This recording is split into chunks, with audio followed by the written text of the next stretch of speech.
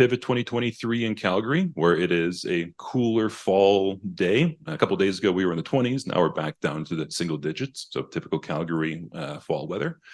My name is Shor. I'm an associate professor at the University of Calgary, where I lead the Geothermal Research Group. And today I have the distinct pleasure and the excitement to talk with some of the forerunners in geothermal within Canada. So these are the folks who have projects in the ground or very near the ground and or may actually be feeding electrons in. So I'll let each of them talk a little bit about their backgrounds, where they're coming from, and then we'll have a fun panel discussion where one of my questions is, traveling back in time to 2019, what would they tell themselves? And I think one person already said they're going to say, I should have stayed in my full-time job. So this will be a fun conversation. So this event is put together by Geothermal Canada and the University of Calgary, and then we're here in the Energy Transition Centre, which is run by Innovate Calgary and the University of Calgary together. And just I do want to do a very brief land acknowledgement. We are here on traditional lands. So the city of Calgary is at the junction of the Bow and Elbow Rivers, which has hosted peoples for thousands of years. So we are sharing that land with them. And we do, and part of, let's say, the energy transition and its sustainability is how do we work together for that shared future. So with that, I would like to now start to introduce my panelists. So again, there's a lot of knowledge, a lot of expertise here, and we really want to quiz them about what they know and what their experiences have been. So first off, I want to introduce Jeff Messner, who is with Novus Earth Energy, who is looking at closed loop for heating and for power. So Jeff. Thanks, Jeff Messner, President Novus Earth. My background is in drilling specifically.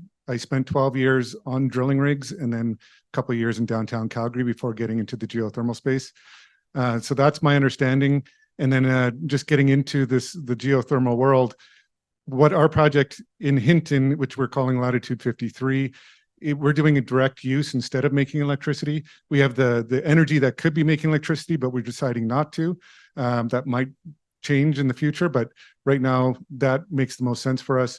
We're feeding all of that thermal energy into a greenhouse and other industries just to have food security along with energy security. All right. And then second, we have Kirsten Marcia, who is coming here from a neighboring province of Saskatchewan, so right next door, where she is the president and leads the Deep Earth Energy, or Deep Earth, right? Energy project, which is looking at doing open loop geothermal right near basement and trying to actually produce electrons. So Kirsten. Hi, thanks to everyone. Nice to be here today. Yes, my project is Deep Earth Energy. We're based right along the US border in the province of Saskatchewan, which is just above North Dakota and Montana. We are going to be selling power both to Sask Power, which is our provincial utility, and likely industrial off-takers as well. So it's a great place to be doing business when there's a very high demand for clean, low-emitting power generation. Our project is unique in that we are developing all of our subsurface using horizontal drilling technique. So it's 3.5 kilometers down with at least a 3,000 kilometer lateral open hole leg. We'll be producing 120 degrees Celsius brine at enormous rates and converting that heat to power using organic Rankine cycle technology. The big news in our project within the last 2 weeks is that Schlumberger, who is the owner of a boutique company called Geothermics, I'm sure many of you all know of Geothermics, has signed off on our first 30 megawatts of generation for a 40-year resource. That's a big deal for us. This is what we've been working towards for years, literally. It's the gold standard that the financial institutions and the lenders are looking for, is that they would never have their own in-house expertise to assess our resource assessments. So we're very proud of that. And now we are going into construction as we raise the equity to go forward. We're very shovel ready. We have completed all of our drilling and testing. We've completed our above ground work. We've got a great team. We've got a commercial scalability factor now. Within the next 4 years, we'll have a net of 85 megawatts of power generation. So we're excited to get launched here, and you'll see our construction announcement hopefully very soon. Thank you. All right, thank you. And then last but not least, Lisa Mueller from FutEra Energy. So she operates a Swan Hills facility, which is now feeding geothermal electrons into the Alberta grid. So if we start talking about, let's say, offsets or which power we're using, we can pretend that the electrons in this room are coming from her power plant and we are geothermally powered. So, That's Lisa. actually correct. We do have enough to power this room and a few more. So thank you, Roman, and really nice to be on a panel with some of these guys. It's funny how geothermal cross threads. So I started geothermal with a company called Epoch. I was one of the founders of it, and we did the pre-feed for Hinton to get them what I'll call socialized, that you can produce geothermal heat. And we found out, 150 degree bottom hole temperatures and all that stuff. But part of it is convincing folks that it actually works. And so it's really cool to see Jeff picking up that work and going on with it. So FutEra Power, what are we? We are a privately owned company, but where did we get our start from? I love this story because it's really how these innovation things start. So in 2017, I was invited by Razor Energy to come to the field to see what their resource would look like. They poached me from my own company, to be honest, but because by then I had learned that resource is everything. So I went up there, put my hand on a pipe and said, oh my gosh, there's geothermal heat at surface. And everyone on this panel knows how hard that is actually to do. We have wells that are 110, 113 degrees at surface. So what you've done is you've solved for the hydrogeologic loop. It means your production and injection circle is already established and you don't have to go and drill for it. Your exploration risk is down to zero. You know that your heat's at surface. You know how you can throttle it up and what it costs you to send it back down. So you've actually sort of de-risked all the drilling risk. You can take advantage of the sunk costs of those drilled wells and injection facilities. You can take advantage of roads and grid connects. So we started from there. And I'm a practical Saskatchewan farm girl. So we went after this sort of as well as we could. So I have the mindset that innovation is either innovation at the margins or moonshots. We went after margins. So what could we do in the environment that we were in? And so we tout ourselves as being backstopped by an oil and gas company that had all the people, super smart people. Alberta's good at that. All the regulatory, you could do it if you do it as co-production, meaning doing it in situ in an oil and gas field. We know the resource because we have data from the 1960s. You don't know the value of that. That's a huge thing in security of supply. And so then we also had the sunk costs of the operating team and cash flow and all that stuff. So we had everything sort of made to order for that first one to get across the line. So in 2019, I wrote a white paper, and I think everyone here knows the power of government grants. I got $1 million from Alberta Innovates to get started. That's how you go when you're a small startup. It really makes a difference. So we got $2 million from Alberta Innovates. We got 7.75 from Enercan, and then we got 10 million from ERA. Why does it matter? Because first movers go through all the pain. So you have that backstop of equity that doesn't need return to get you moving, because the capital markets don't understand it. And I'm going to save that for later. But anyway, it's really interesting. So what happened just in June, and that's why I'm a private equity firm, AIMCO, the Alberta Pension Fund, bought me out of Razor. And so I'm a standalone company planning to do a whole lot more. I want to make sure I cover the things that matter. But our big advantage is that we are looking at repurposing oil and gas facilities. So in this, we did work with Ormat on our ORC, and an ORC is just the generation equipment that you use typically for geothermal. There is room to improve there. Technology, in my opinion, hasn't changed a whole lot. So our next play is to go after technology improvement, because Alberta and most of Canada is what we call low enthalpy resources. So we're 2,400 meters down. Our reservoir is 110 to 120, very much like Kirsten. So that's what they consider low enthalpy in the global world. Like you typically have steam generation, not this a motive fluid that picks up the heat. So we went after that, but we are now looking for a technology launch. We're going to partner there because there are people that are smarter than me. I think geothermal knows that a rising tide takes all ships. So we're going to take what we did on the credibility side, and we've got an economic model, bring in some IP folks to help us improve how you actually make power from geothermal heat. And we think that there's a global scale there. Last thing, what we did was a hybrid, and these guys know that it's necessary. We got 90 degree water and 85,000 barrels at a particular battery in the 6 mile by 6 mile field. You can't look away from that. The grid would take 21 megawatts. There's a lot of cost for grid connect, so you have to spread that over more megawatts. So we added a natural gas turbine. We take the heat off of the back of that turbine. We upgrade our heat to a typical ORMAT ORC. And so we have a hybrid system, and we are going to continue to mitigate those natural gas emissions. But the world is getting more aware that we don't build Rome in a day. Rome. See how I threw that in there? You don't build Rome in a day. You have to transition what you know to the better future. And we're agnostic to that, but it is economies of scale. And I don't care if you're green, black, or orange. Capital wants return, and you got to build something where the capital partners feel like you're going to give them something back. I'm going to save the rest of that. But so we've been operating since September. We hit the highest power prices Alberta's ever known. I'm going to say I called it, but that's not true. So it actually helps us. But ORC started running in January. We've had lots of field interesting things there. I can't spill it all because that's our secrets.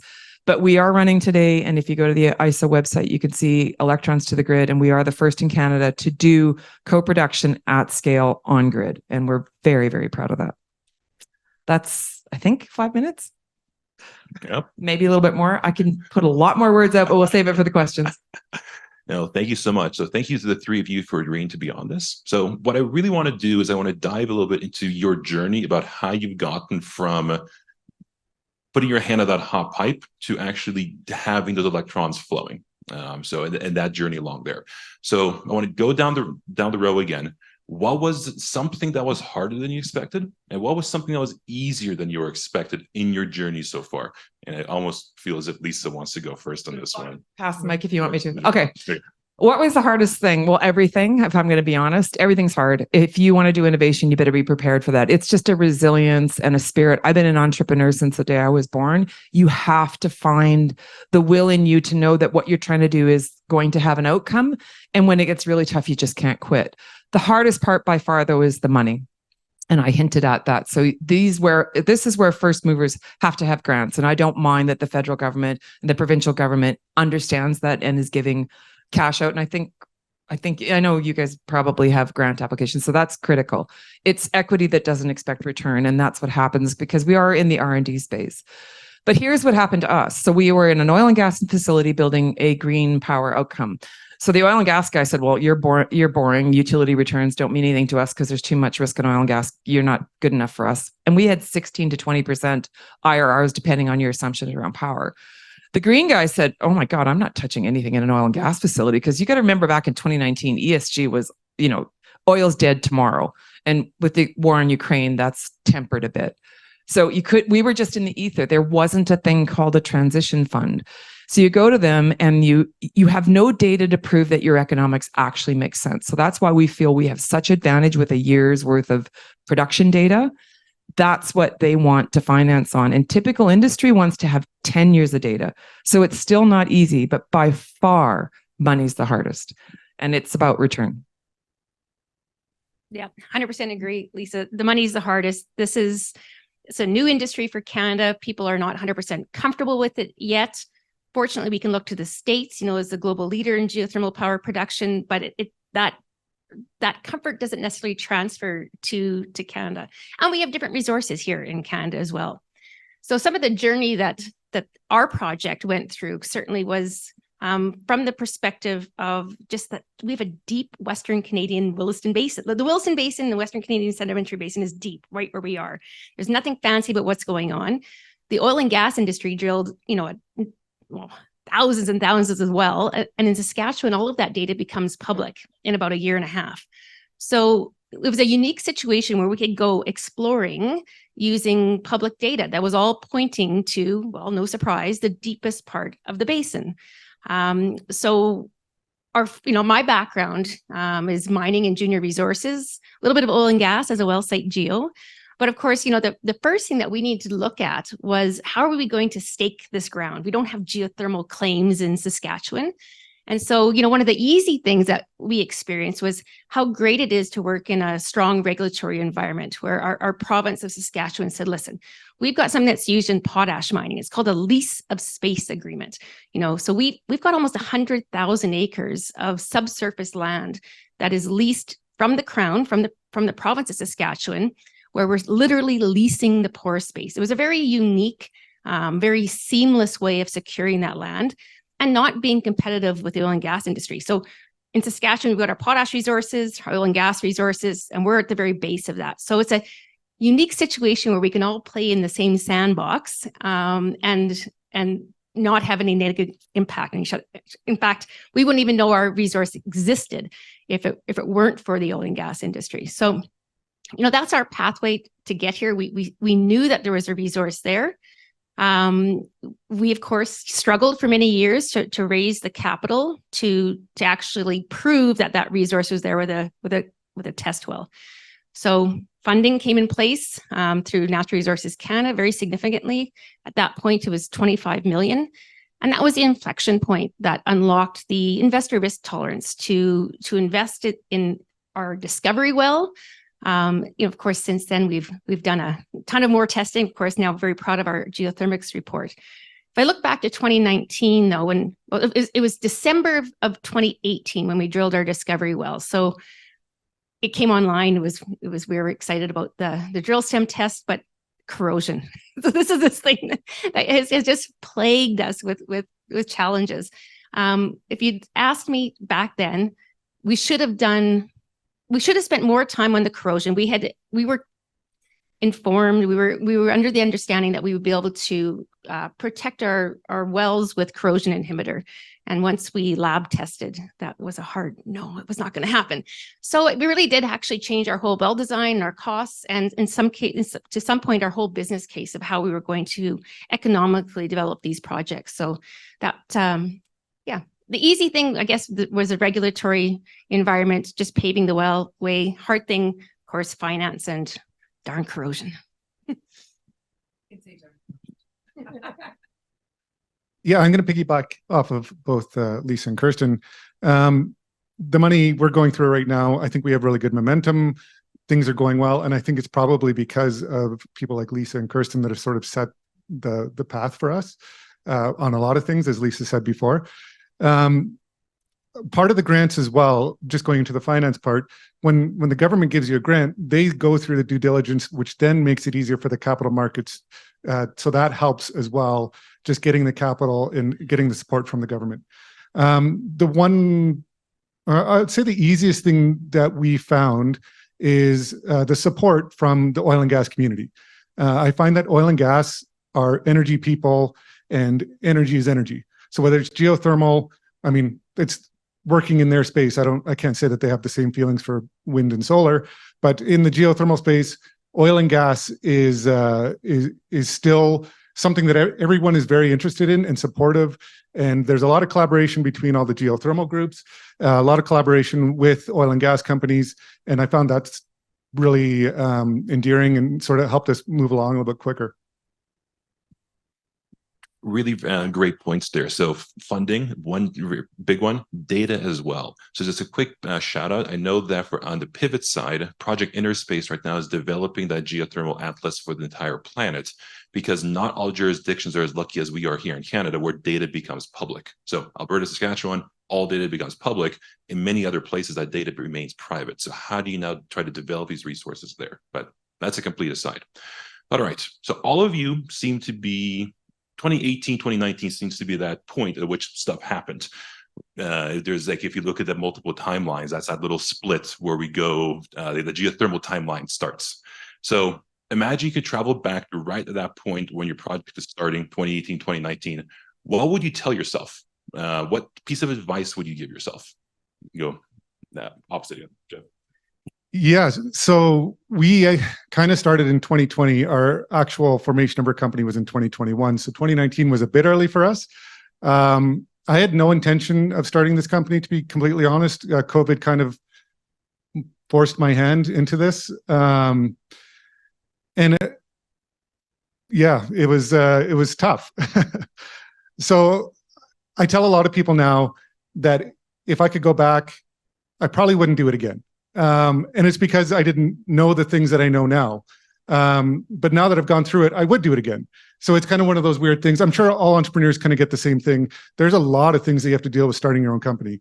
And a lot of it is legal and regulatory, goes way beyond the technical. Technical, I'm strong in. It's everything else. Getting a business mentor would have been great. We have some mentors that have helped us guide us along the way, but someone with that business background would have been helpful for us, I think. Yeah, 2019, I guess, kind of thinking about some of the challenges that we've had developing the project, I think the advice would be just be prepared that it's going to be harder than you think. I honestly thought that we would drill that first well, maybe one or two more, and that this would just be, it would just run for us. Of course, then we found challenges. We found production challenges, for example. We realized that we simply could not wells. And so, we were challenged to figure out what was the solution there. And fortunately, we had the oil and gas industry that tapped us on the shoulder and said, listen, we can solve this for you. This is, we've been doing horizontal drilling and if needed, fracking technology for decades. We can help you solve that problem. So I, in my naivety, thought that there would be a very streamlined approach. We drill the well, it's successful, and everything will come together quite seamlessly. And we joke that for a couple of years, it was a game of whack-a-mole. We'd solve one problem and something else would crop up for us. So it's nice that we're in the position finally today where we can put the mallet down and finally go into construction. I'm never giving up my whack-a-mole mallet. So in 2019, I literally wrote a white paper under my desk because at the time, and we're all cheerleaders for geothermal in the room, but you're working with a junior oil and gas company. They have their own problems, and within that, you say, no, I want to do everything different but the same. You really have to build that internal buy-in, and a lot of people talk about external stakeholders and managing it. In something like this, you have to have an internal buy-in. So I do that by my nature, but I want to make sure that that can be a really difficult part. But if you have to, I always say, turn the guns outside the boat. So if you're in the boat with the people that you really need, and Ali is here, he's one of my junior guys, and we just love our little team. We're like a family. But it's because you all have to, when I'm down, somebody else picks me up. You just got to have that thing. So what else happened in 2019? We're running along, we get financed, we do our feed, we take our FID. COVID hits. So we built this project in 4 years. 2 of them full on were COVID. The big sucking sound as money left Alberta when oil went upside down was devastating. Because you've got a project, you're far along, it's going to work, everybody's bought in, and then there's just no way to keep going. And I don't know how we got through that, but we did. So that would be probably the thing to myself is probably the same advice. You can plan for everything, and then some bigger mole that needs more than a mallet shows up and you go, oh my gosh, now what? And you do have to find it within you. And I think that's probably the easy thing is the community rallies around you. And for us, ERA came and said to us, what do you need to get through? Because I asked for a certain amount and then they doubled it. But that was based on a personal relationship and the fact that we'd been so transparent on the whole journey that they knew we would get it done if they helped. And they had the funds to do it. So that's, again, that support part. So in 2019, the first thing I would have said to myself is run or stay at your really good big company job because it's going to pay you better. But on the other side of it, if you're wired like I am, this is the fun. When it gets really hard and you can get through it, that is the fun. And you got to convince yourself that you are going to enjoy even the really harder bits, because that's where the learning is. We don't learn when it's easy. We learn when it's really, really hard. And you have to convince yourself when you hit these things that nobody sees coming, like a global pandemic, that you're actually learning things that are going to serve you very well as you scale your company. So, all right. Now, all of us here we know geothermal, we have bought in, we understand that it works. That understanding, that acceptance, though, from the broader population is something that is like a constant challenge. If you tell geothermal to someone, they will probably think either Yellowstone with geysers or Iceland with volcanoes. And then you say, I can do geothermal in Alberta, all of them will give you a quizzical look and ask how. So for each of you, how did you approach the community engagement, community education, and how did you get the buy-in from where you're operating with that community saying that, yes, this is actually possible and we want to support you? So that's very interesting because for me, wind and solar has its place. I'm never going to do it because I don't like the intermittency of it. So you have to start talking the language of firm baseload power. So on the power side, people get that. And then on the oil and gas side, you have to say, look, you do resource production. It looks like something you do every day. We're just going to extract something else out of your produced fluids. and it looks exactly and feels the same. And then you go to the regulators and you tell them, you speak with the vernacular that is known. And that's where geothermal can rise above. You can say to an oil and gas guy, just like Kirsten just said, that if I'm going to go drill a horizontal well and here's what I need out of it. And they go, yep, that's exactly what we do. Out back it comes. So you say to everybody from the oil and gas industry, this is resource production, you know exactly what it looks like. And on the power side, you have to actually get more conversant on baseload, non-intermittent, small footprint, like all the things that advantages geothermal. But you have to get savvy on how the power world works and how you get paid for it. So the complexity is probably the biggest hurdle. You have to educate your audience. Early engagement, know that you'll have to educate. Be kind about that. It's not that people don't know, it's that they haven't been exposed to it, and they can get there, but do analogies that with things that are familiar for me. I think that was the biggest thing. And then obviously the world wants to do better and do greener. So that part's the easy part. But it's again that little bit where we are co-production and the green guys don't want you to touch oil and gas. So what has happened is post-Ukraine Russian war, that conversation has tempered. And I think that actually allows geothermal a better place. Because even for people, when you say well, if it's green funding, drilling a well is enough to turn them off. It's very interesting. But I think the audience is coming to us now where we were pushing in. I think it's pulling now for us because it's become more familiar. As far as buy-in, I think that was one of the easiest things that our project had. So we're near Estevan, Saskatchewan, long history in coal-fired power generation, which is being phased out, but it's a power city, and right in the heart of the Bakken oil field. So it's an oil and gas town.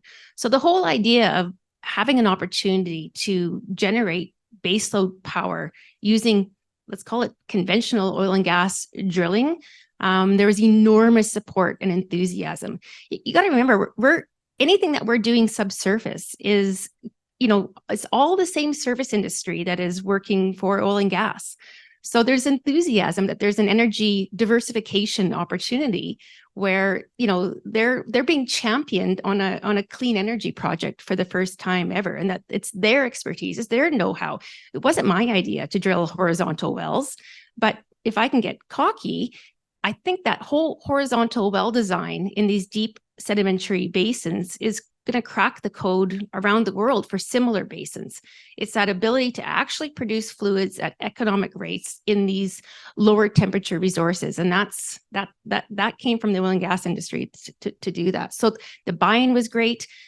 The province of Saskatchewan is very much an open for business province. We've got uranium mines, we've got potash mines, and this long history of oil and gas. So it's a great place to do work. I think sometimes we forget that, in Saskatchewan and Alberta, that not everywhere in the world do people get excited about seeing giant drilling rigs lumbering down their back 40, so to speak. But I mean, in Saskatchewan and Alberta, the only time we care about drilling rigs moving is when they're not moving. So, we have this buy-in, we understand energy production, we understand drilling. I would say that's the easiest part of our project is the community buy-in. And we're working near my hometown of Estevan, so that helps too. Yeah, I got to give a lot of credit to Lisa. As she mentioned, they did their original study in the Hinton area, and that sort of got the community talking about it. It didn't move forward at that time, but getting the community engagement and getting them to know about what the possibilities are for the area just made it so much easier for us to go in. And so it's engaging with the community early, often, being there to answer all the questions. We head up tomorrow and Friday. We have our second annual Hinton Energy Festival.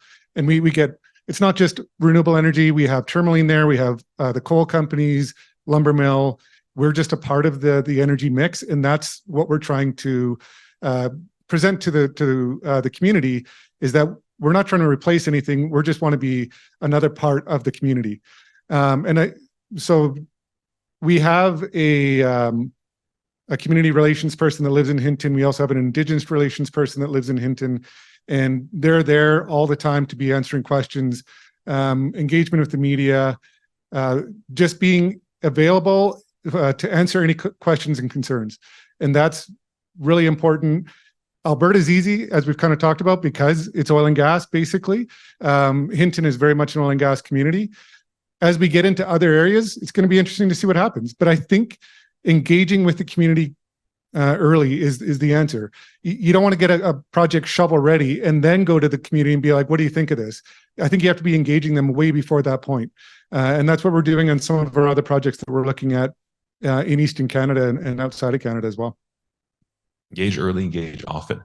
All right. So with that, I do want some community engagement, so audience engagement. So questions from the audience. There is a roving mic, which I believe Emily will be running around with. So questions.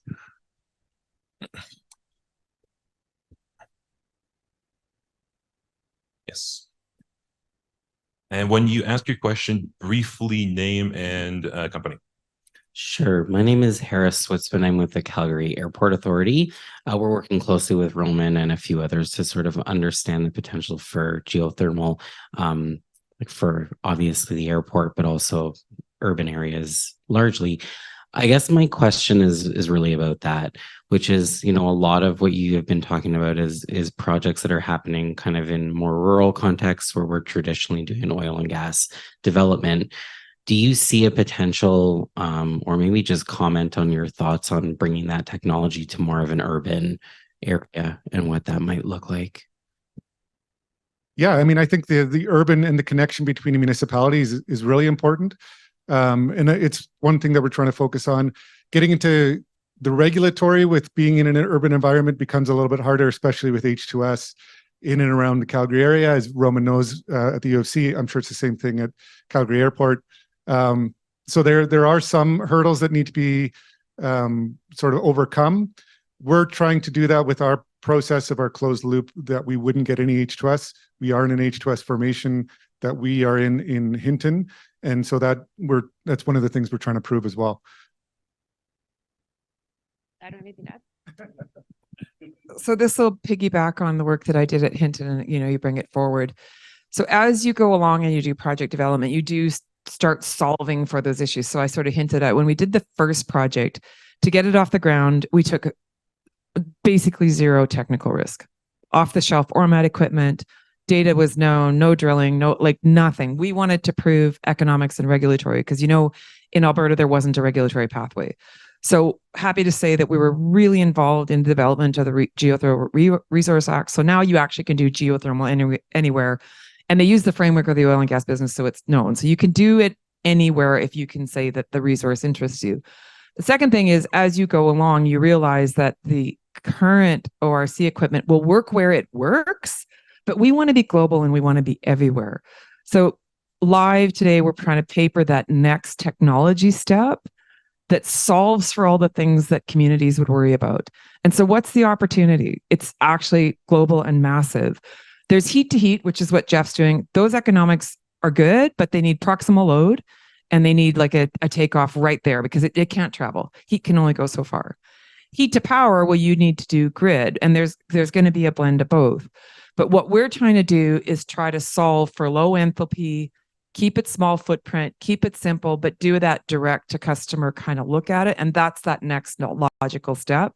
Very proud to say that I believe we have a winner. We're going to try to do that next because I want our credibility to partner with someone who's been working on technology for a while, and that we would go together to solve for the things that make it prolific.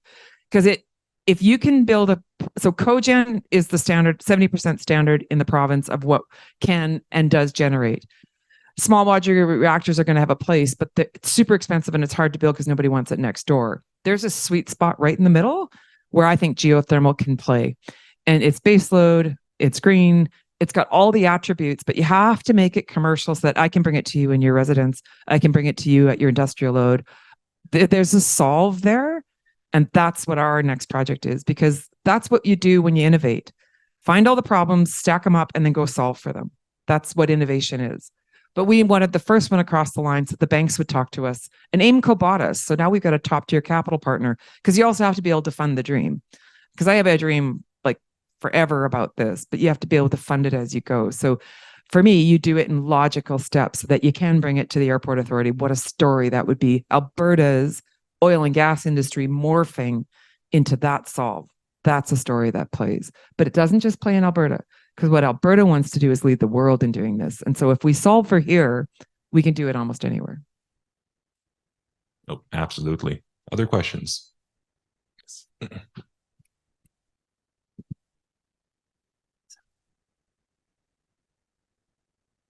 Hi, I'm Han Klarenbold. I'm from the geothermal team from Sproul, but then back in the Netherlands. I'm hearing a lot of very familiar challenges that we've been facing in the Netherlands and also elsewhere in Europe for the last decades, whether it's like material selection, well design, stakeholder management, and production challenges. You know, the corrosion stuff. We've been dealing with that for very long.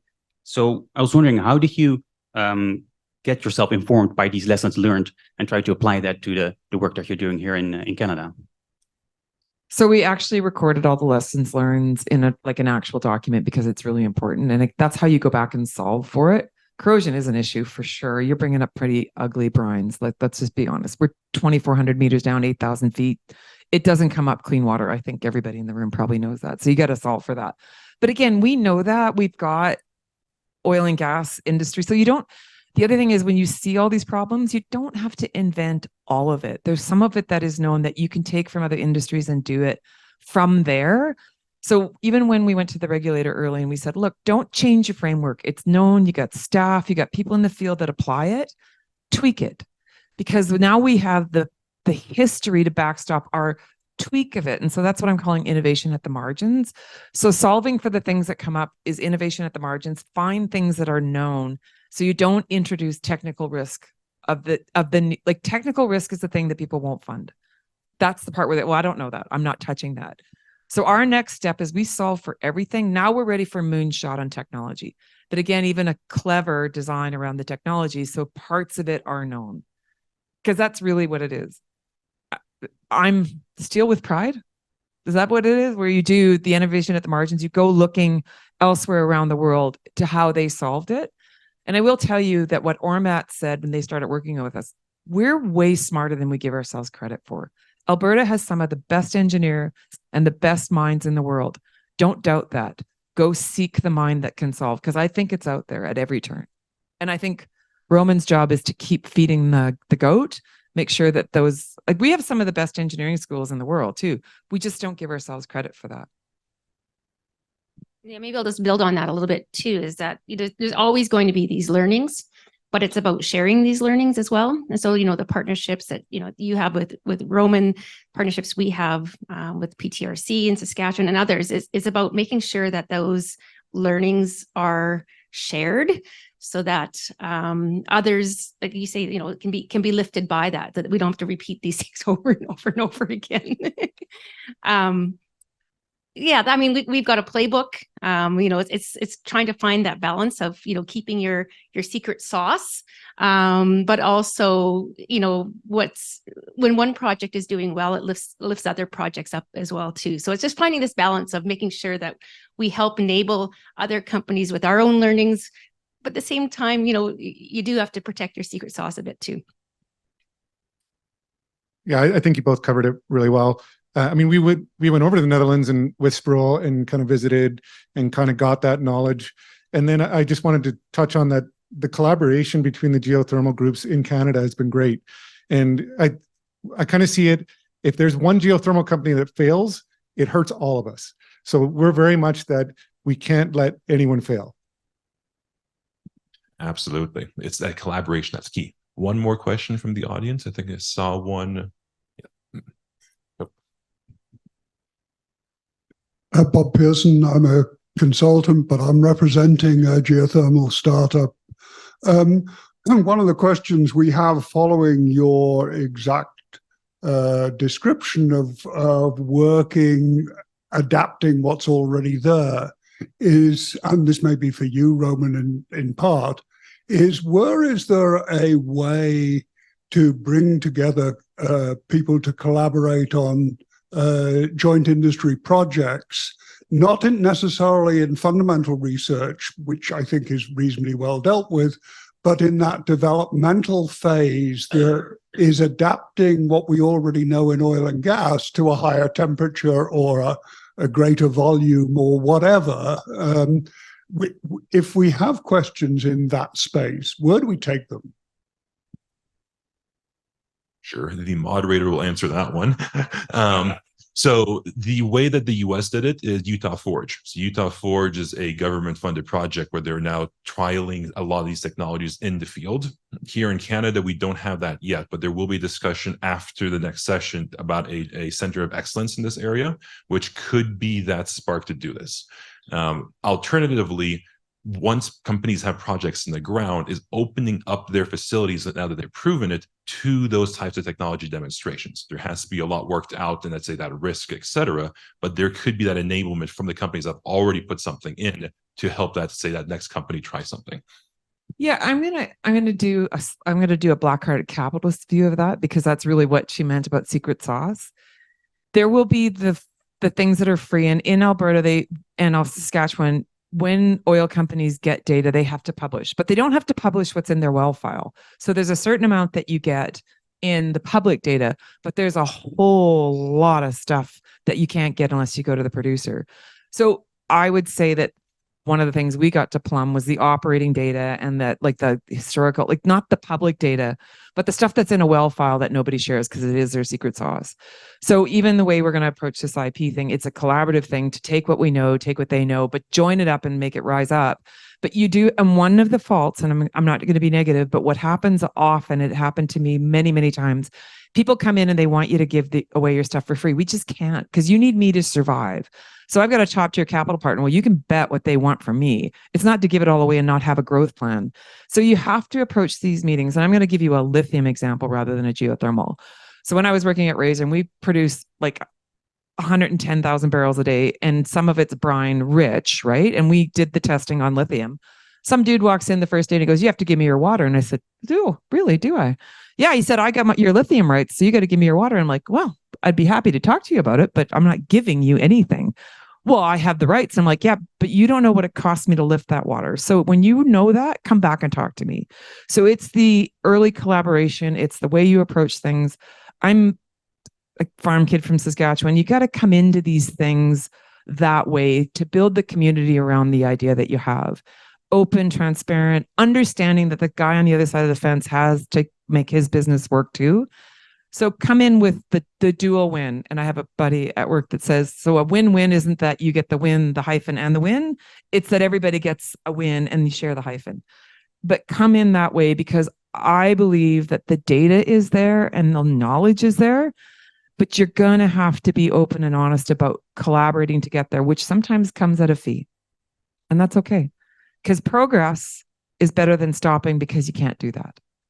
Right? So we did that as much as we could. And, it's just an attitude to innovation that requires, like, collaboration can be free if the university does it. We would like to eventually open a lab so folks can see it, but it would be BD for us. It wouldn't be, "Hey, come take our lab and all our ideas." It'd be, "Come up and, work with us on a project management basis. We'll help you get there." So just make sure you're careful. Yeah, and it's tough for startups, right? Because startups don't have the cash to, re-enter a well or drill their own well or what have you. So, we've had lots of individuals that want our data for free, right? But I guess my advice would be, come with a business case as well, so that I can defend, if I choose to share something, I can defend to my shareholders that there is something in return, that there's a percentage of the company or some sort of runway, that there is something defendable, as opposed to taking their money and that we've used to advance the project and giving it for free. I mean, it's yes, collaboration, but it's also my duty to protect my shareholders and the investment that they've made. All right, so we are closing in on time. So I'm going to give each of you 30 seconds for a last thought on where do you think geothermal is going in Alberta and Western Canada? I've got the mic, I guess. This is exciting times. I mean, this is exactly where we'd hoped to be, 10 years ago. It took a little longer than we expected, but people are paying attention. This is a base load energy supply, right? Whether it's for power or whether it's for direct heating. Wind and solar is fantastic. But you have to back it up with something else, right? So, we're looking at our projects. Many of them are potentially hybrid projects, which can be supported, geothermal supported with natural gas and carbon capture. And I think we're taking a new perspective on these projects of what makes sense, what makes this all go around. Let's make sure the attitude today, I would say, is not, necessarily pure play renewables or pure play oil and gas. There's the opportunity now today and the right attitude where we're adopting hybrid projects and we're looking at ultimately, how do we get low emitting power to the grid in a baseload capacity? And I'm really excited about that new perspective that we're seeing and that new feedback and support. Yeah, I agree. I think it's really exciting times.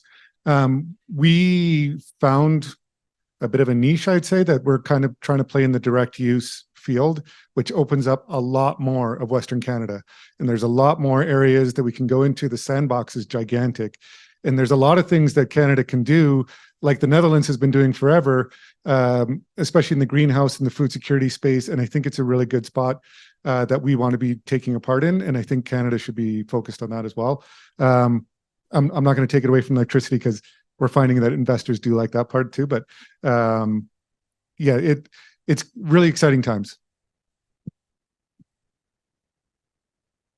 So I think you can probably tell my enthusiasm. I really think when I looked around, I worked for a major oil company. They were putting a price on carbon back in 2007. You knew the world is changing.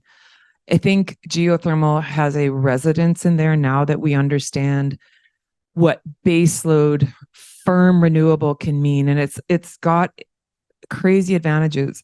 It does need a technical secret sauce. There will be places where you can do everything we're talking about: proximal load, great resource, proximal takeoff for power, what we're doing for power. We have a phenomenal reservoir and it's a really great place to play because it's so well known. But the next step is to solve for all the things that question was about and go global with it. And that's where we want to play. So stay tuned. We will announce when we can. What I do hope is that we stay with the idea through the turbulence, because there's federal policy now that's hard to understand. This clean electricity regulation will affect what I'm doing. There's a cap on oil and gas that's going to make it hard in Alberta and Saskatchewan because the economies are going to suffer from it. And, the rising tide of a good economy also lifts innovation as well. So don't be anti-oil and gas, because what the world needs is all kinds of energy, including geothermal where it can be done. And what we're trying to do is open the window of where it can be done. And I believe we're going to solve for that. I think we're smart enough in Alberta to lead it. And so I'm extremely excited about the potential. But if I can get you to be ambassadors for the industry, don't be negative oil and gas. Be an and proponent, because that's how we're going to get there. Keep our province doing what it does, but make it the cleanest and last barrel. And I'll tell you what my dream is. So my sister runs a biotech company. We will always need oil and gas for some purposes. We just don't necessarily have to burn it.